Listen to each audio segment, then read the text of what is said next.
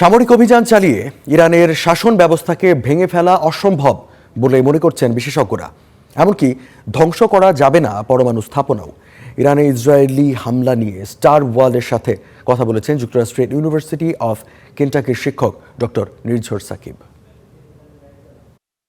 ইরানিয়ানরা পিচফোর্ক mountain নামে একটা আরো অনেক উঁচু পাহাড়ের ওপরে বা পাহাড়ের ভেতরে টানেল কেটে সেখানে তারা কিন্তু তাদের নিউক্লিয়ার ফ্যাসিলিটিটা তৈরি করছে, নিউক্লিয়ার এনরিচমেন্ট ফ্যাসিলিটি তৈরি করছে, যেটা প্রায় ১৬০০ মিটার উঁচু একটা পাহাড়।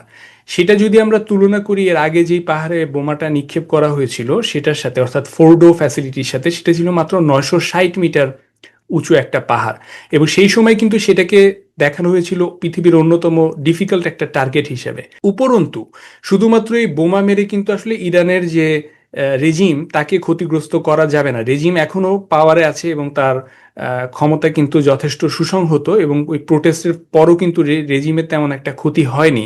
এবং এই রেজিমকে যদি আপনি উৎখাত করতে চান তাহলে আমরা হিস্টোরিক্যালি দেখি যে রেজিমগুলোকে কিন্তু এভাবে বোমা মেরে মাত্র উৎখাত করা যায় না, যেটা ইরাকের ক্ষেত্রে বলা হয়েছিল এবং সেটাই আমেরিকা ফেল করেছে।